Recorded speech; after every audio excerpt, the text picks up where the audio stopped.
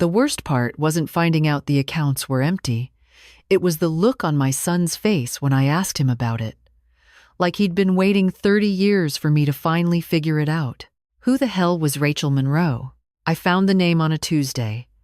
Not in some dramatic way, no hidden letters, no deathbed confession. Just a phone call from Bank of America, very polite, asking if I'd authorized the closure of our joint savings account, the one Robert and I had maintained since 1987. The one with 43 years of careful deposits, modest interest, and exactly 2 withdrawals, Michael's college tuition and the down payment on our first house. "I'm sorry," I said to the woman on the phone. "Could you repeat that?" "The account was closed on March 15th, she said. The remaining balance was transferred to an account under the name Rachel Monroe, per the co-owner's instructions. I was standing in my kitchen. The coffee maker was still burbling. Outside, the neighbor's dog was barking at absolutely nothing, the way it did every morning at 9:15. How much was transferred? $187,412. I sat down. The kitchen chair made a sound this small creak it had been making for years. Robert always said he'd fix it. Robert had been dead for 6 weeks. "Ma'am," the woman said, "are you still there?" "I'm here. Do you want me to file a fraud report?" Fraud. The word felt strange. How could it be fraud if Robert had done it himself? But he was dead. He'd been dead when the transfer happened. I checked the calendar on the wall. March 15th was 3 days after the funeral. "I need to think about this," I said. After I hung up, I stood at the counter for a long time. The coffee had stopped brewing. I poured a cup anyway. It was too hot, and I burned my tongue, but I barely felt it. Rachel Monroe. I'd never heard that name before in my life. I called Michael that afternoon. He lived 20 minutes away in Pleasant Hill, close enough to visit, but far enough that he only showed up for holidays and when he needed something. He'd been so helpful after Robert died, handling the funeral arrangements, sorting through papers, fielding calls from relatives. I'd been grateful. I'd told him so. "Mom," he said when he answered. He always sounded slightly inconvenienced when I called, like I was interrupting something important. "What's up? Do you know someone named Rachel Monroe?" The pause was so brief I almost missed it. "No," he said. "Why?" The bank called. "Apparently your father transferred all our savings to her right after he died." Another pause. Longer this time. "That doesn't make sense," Michael said slowly. "Dad was already gone by then. How could he transfer anything?" "That's what I'm trying to figure out." The account was closed on March 15th, 3 days after the funeral. Maybe it's a mistake. You know how banks are. They were very certain, Michael. "Well, I don't know what to tell you, Mom. I've never heard of anyone named Rachel Monroe. Maybe Dad had some business dealings you didn't know about?" Business dealings? Robert had been a high school math teacher for 35 years. He didn't have business dealings. He had a pension and a teacher's retirement fund and our savings account, which was apparently now empty. "Okay," I said. "Thanks. You want me to come over? We can look through Dad's papers together." "No, that's fine. I'll figure it out." After we hung up, I sat in Robert's office. He'd called it his office, though it was really just a spare bedroom with a desk and filing cabinet. Everything was exactly as he'd left it. I hadn't had the energy to touch any of it. His reading glasses were still on the desk. His jacket was still on the back of the chair. I opened the filing cabinet. Robert had been meticulous about records. Everything labeled, everything in order. Tax returns going back decades, insurance policies, bank statements. I found the folder for our savings account and pulled out the most recent statement from February, before he died. The balance had been $187,412. I flipped through earlier statements. There it was, slowly building. 35 years of careful saving. Robert putting in his direct deposit each month. Me adding mine from my job at the library, never spending it. Saving it for retirement, for emergencies, for the future, for Rachel Monroe, apparently. I kept searching. Mortgage documents, The deed to the house, both our names, thank God. Life insurance policy, I was the beneficiary there, at least. Car titles, birth certificates, marriage license. Nothing about Rachel Monroe. I found Michael's baby pictures in a box on the closet shelf. Robert and his first wife, Jennifer, holding tiny Michael at the hospital. Jennifer had died when Michael was 3, an aneurysm, sudden and cruel. Robert raised him alone for 4 years before we met at a parent-teacher conference. He'd been struggling with Michael's reading level. I was the children's librarian. I gave him a list of books. We married 2 years later. I never had children of my own, but I raised Michael, changed his diapers when he had the flu, made his lunch every school day, drove him to soccer practice, helped him with college applications. He called me Mom by the time he was 10. I thought that meant something. I kept looking through the boxes. More photos. Robert's parents, long dead. His sister in Colorado, who we only saw at Christmas. Jennifer's obituary, carefully preserved in a plastic sleeve. A wedding photo, Robert and Jennifer, so young, beaming at each other with that particular confidence of people who don't know what's coming. No Rachel Monroe. That night, I couldn't sleep. I lay in bed, our bed, though it felt too big now, and stared at the ceiling. The house made its familiar sounds, the heater clicking on, the refrigerator humming downstairs, the tree branch that scraped against the bedroom window when the wind picked up. Robert and I had bought this house in 1989. 3 bedrooms, 2 baths, a small yard. Nothing fancy, but it was ours. We'd painted every room ourselves, replaced the roof 10 years ago, put in new windows last summer. Robert had been so proud of those windows, energy efficient, he said. They'd pay for themselves in savings. He'd paid for them with our savings account, the account that was now empty, the account that belonged to Rachel Monroe. I got up at 5:30, before dawn, made coffee, sat at the kitchen table with my laptop. The internet was supposed to be good at finding people, wasn't it? I'd seen enough crime shows. You could find anyone if you knew where to look. I typed Rachel Monroe into Google. 50 million results. I tried Rachel Monroe in California. Still too many. I tried Rachel Monroe and Robert Henderson. Nothing relevant. Just random social media profiles and news articles about people I'd never heard of. I sat back. This was pointless. I needed more information. I needed something concrete, a paper trail, evidence. I called the bank again. Got a different person this time. A young man who sounded like he was reading from a script. I'm calling about a closed account, I said. I need information about the transfer. Account number? I gave it to him. And you're Eleanor Henderson? Yes. I'm showing that account was closed on March 15th. The funds were transferred per instructions from Robert Henderson to an account at Wells Fargo. But my husband was dead on March 15th. A pause. I'm sorry for your loss, ma'am. So, how did he give instructions? I'm showing the transfer was set up in advance. It was a scheduled transfer, initiated on February 20th. February 20th. Robert had still been alive. Barely. He'd been in the hospital by then, dying slowly from the pancreatic cancer that took him in 6 weeks. He'd been on morphine, confused. Sometimes he didn't recognize me, but apparently he'd been lucid enough to schedule a bank transfer. Do you have an address for Rachel Monroe? I can't give out customer information, ma'am. She has my money. If you believe there's been fraud, I can help you file a report.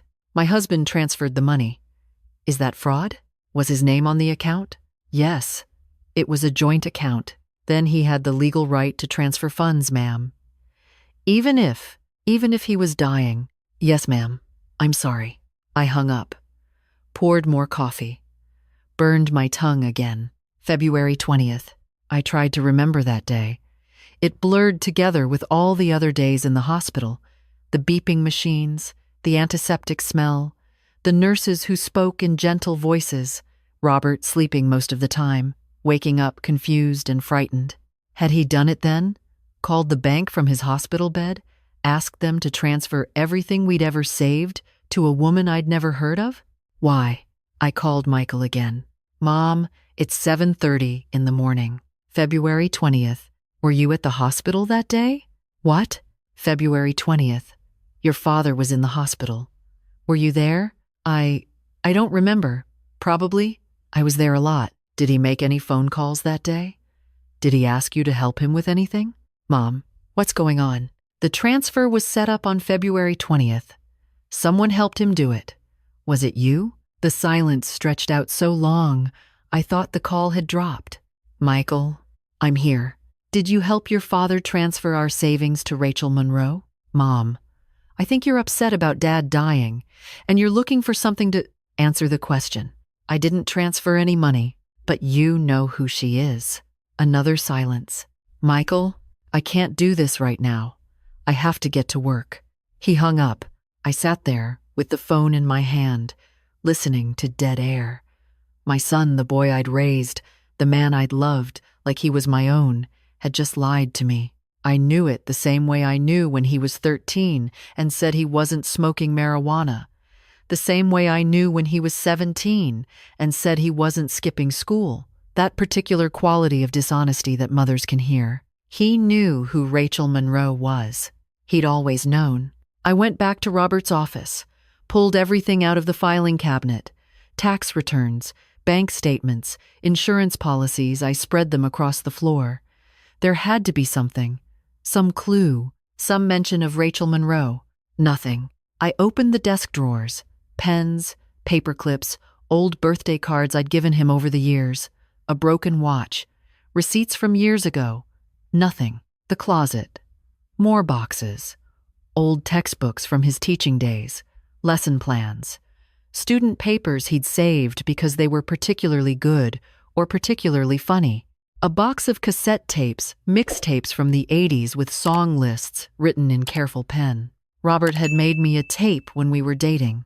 I found it in there, labeled for Ellie, with a heart drawn next to my name. I sat on the floor holding that tape, and for the first time since the bank called, I cried. After a while, I put the tape back, kept searching. At the bottom of the closet, behind a box of Christmas decorations, I found a shoebox. Old, battered, held together with rubber bands. I'd never seen it before. I opened it. Photos. Dozens of them. Not in albums, just loose, jumbled together. I started sorting through them. Robert and Jennifer, young, in love, their wedding, their honeymoon, Jennifer, pregnant, Jennifer in a hospital bed holding a baby Michael. More of Michael as a baby, as a toddler. Jennifer always in the photos, smiling, holding him. And then other photos. Recent photos. Within the last 5 years, based on how old Robert looked. Robert with a young woman I didn't recognize. She was maybe 30. Dark hair, kind face. They were at a restaurant, at a park, at what looked like a graduation ceremony. In one photo, they were standing together, and she had her arm around him. The resemblance was striking. Same eyes, same smile, same angle to the jawline. On the back of that photo, in Robert's handwriting, Rachel's 30th birthday, 2019. Rachel, my hands were shaking. I went through the rest of the photos. More of Robert and Rachel. Years of photos. Her as a child, maybe 7 or 8, standing with a woman I didn't know. Her as a teenager in a soccer uniform. Her college graduation, Robert was there, beaming with pride. Her wedding, Robert walking her down the aisle. How had he been at her wedding? When was her wedding? I tried to remember. 5 years ago? 6? Robert had gone to that math teacher's conference in San Diego. He'd been gone for 4 days. He'd brought me back a t-shirt. He'd been at Rachel's wedding. I found more photos. Recent ones. Rachel holding a baby. Robert holding the same baby. On the back. Meeting granddaughter Emma, 2021. Granddaughter. Robert had a granddaughter I'd never met. Robert had a daughter I'd never met. I sat there on the closet floor, surrounded by photos of my husband's secret life, and tried to breathe. Rachel wasn't his mistress. She was his child, Jennifer's child. But Jennifer died when Michael was 3. I knew that. I'd seen the death certificate. There was no other child, no Rachel. Unless I grabbed my phone, searched Jennifer Henderson, obituary 1985, found it on the second try. The local newspaper's website had digitized their archives. Jennifer Henderson, 28, of Walnut Creek, died suddenly on the 3rd of April 1985. She is survived by her husband, Robert Henderson, and son, Michael, 3. Services will be held at. No mention of another child. I tried different search terms. Jennifer Henderson daughter, Jennifer Henderson children, Jennifer Henderson Rachel. Nothing. I called Michael again. It went straight to voicemail. I found the photos, I said. I know about Rachel. Call me back. He didn't. I spent the rest of the day going through every piece of paper in that house, every drawer, every closet, every box. Looking for Rachel Monroe, looking for answers. I found more photos. Bills from a storage unit I didn't know existed. Receipts from restaurants in Oakland dated times when Robert said he was at teacher training. Credit card statements for a card I'd never seen, with charges to children's stores, toy stores, college bookstores. He'd been supporting her for years, decades, since before we met. The next morning, I drove to Michael's house. He didn't answer the door, but his car was in the driveway. I rang the bell, knocked, rang again. Finally, the door opened. Mom, I'm working. Rachel Monroe is your sister. He didn't deny it. Let me in, Michael. He stepped aside. His living room was a mess, dishes on the coffee table, laundry piled on the couch. He worked from home doing something with computers that I'd never fully understood. How long have you known? I asked. He ran his hand through his hair. Since I was 8. 8, Dad told me. He said I had a sister, half-sister, from before he met Mom. Before Mom and him got married. Jennifer wasn't Rachel's mother? No, there was someone else. Before Mom, Dad got her pregnant. She didn't want to marry him. She moved away. Rachel was born. Dad found out years later, paid child support, visited when he could, for 35 years, and he never told me. Michael looked at his feet. He didn't think you'd understand. Understand? Understand what? That he had a daughter? That he had another family he was hiding from me? You don't have kids, Mom. You wouldn't. I raised you. That's not the same. The words hit like a slap. For a moment, I couldn't speak. 30 years, I finally said. I raised you for 30 years. I was your mother in every way that mattered, and you knew. This whole time, you knew about Rachel, and you never said a word. Dad asked me not to. He said it would hurt you. He said it was better if you didn't know. Better for who? For everyone. I laughed. It came out harsh, bitter. Our entire savings, Michael. He gave her everything. The money we were supposed to retire on. The money we were supposed to live on. He gave it all to her. And I have nothing. Did you know about that too? No. He looked genuinely surprised. I didn't know about the money, I swear. But you knew about Rachel. You knew I was living a lie for 30 years. You knew your father was lying to me every single day, and you said nothing. What was I supposed to do? Tell you? Ruin everything? Dad loved you, Mom. He really did. She was separate. She was something else. Something else that was worth $187,000, apparently. Michael's phone buzzed. He glanced at it. Is that her? I asked. Rachel? Mom, is that Rachel? Yes. She's been calling. She wants to talk to you. Give me her number. Mom, I don't think. Give me her goddamn number, Michael. He did. I called her from my car. She answered on the second ring. Mrs. Henderson? Her voice was soft, uncertain. Eleanor? Yes. Thank you for calling. I've been hoping.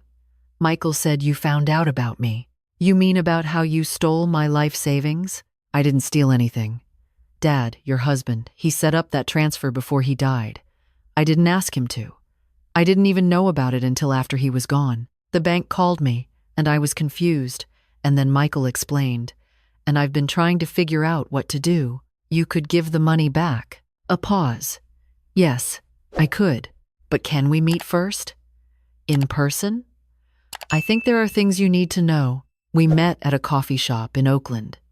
I got there first, bought a tea I didn't drink, sat at a corner table.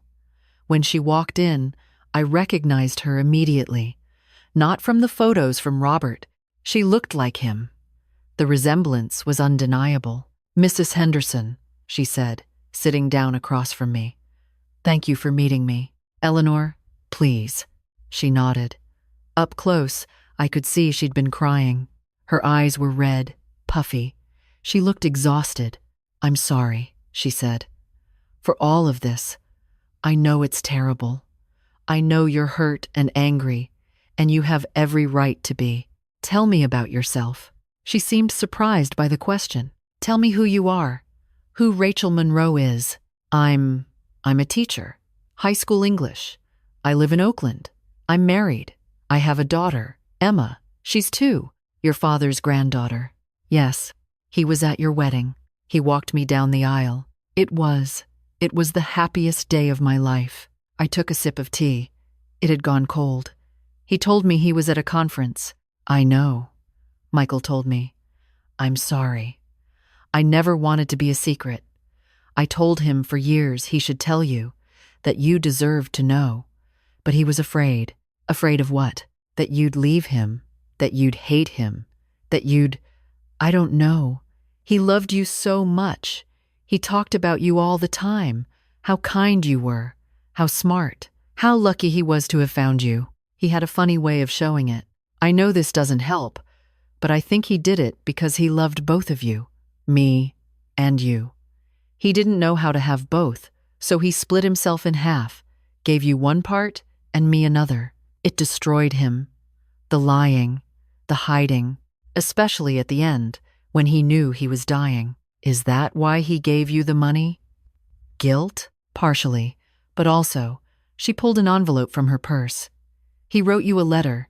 He gave it to me before he died. Made me promise to give it to you if you ever found out about me." I took the envelope. My name was on the front in Robert's handwriting. "Eleanor." "Nothing else.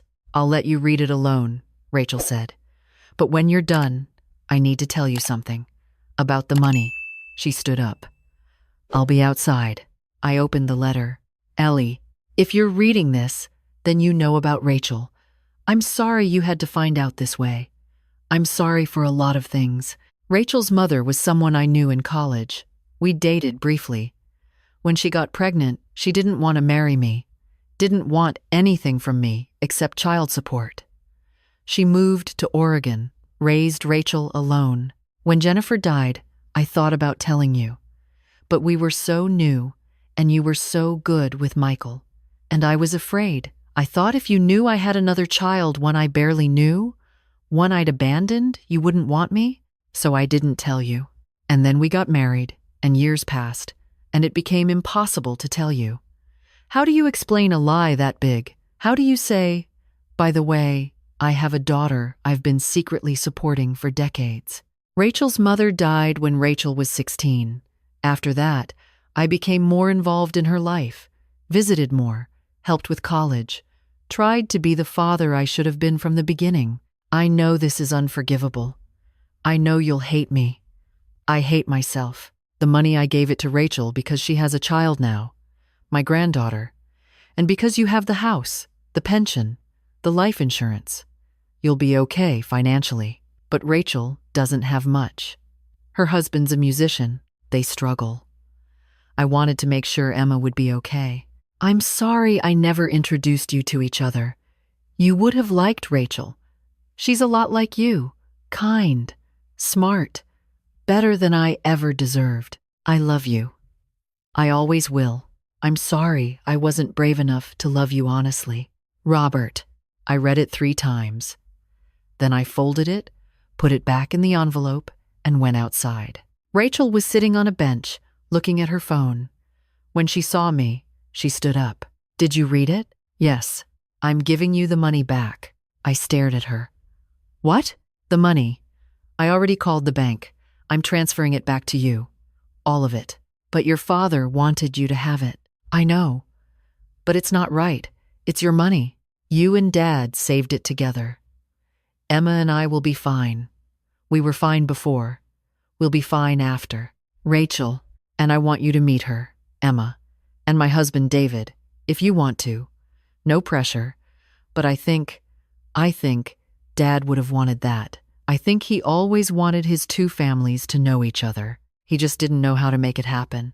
I looked at this woman, this stranger who was somehow family, Robert's daughter, Michael's sister, my stepdaughter, I suppose, though we'd never met until now. Okay, I said. Okay to the money? Okay to all of it. 2 months later, I had dinner at Rachel's house, a small apartment in Oakland, cluttered with toddler toys and books. David was there, friendly, nervous, trying too hard. Emma was too, dark curls, her grandfather's smile. She called me Grandma Eleanor. Michael came too. We'd been slowly working our way back to each other. It wasn't easy. I was still angry about the lies. But he was trying. That counted for something. We looked at photos after dinner. Rachel had albums full of Robert, years of secret visits, hidden moments. Robert at her high school graduation. Robert teaching her to drive. Robert meeting David for the first time. He was a good dad, Rachel said. I know that doesn't help. I know it makes it worse, in some ways. That he was capable of being there for me, but not with you. He was sick, I said. Not physically, at least not until the end. But emotionally, something in him was broken. The lying, the hiding. It consumed him. Do you forgive him? I don't know yet. Ask me in a year. Rachel transferred the money back the next week. All of it. I tried to refuse, tried to give at least half back, but she wouldn't take it. Said her father's guilt wasn't her inheritance. I put most of it back in savings. But I took $10,000 and opened an account for Emma. College fund. Robert would have wanted that. I still live in the house, still sleep in our bed, still see Robert's ghost in every room. But it's different now. Lighter, somehow. The truth hurts, but it doesn't hurt like lies do. Michael visits more often now. Sometimes Rachel comes with him. We're building something, not a normal family, but something.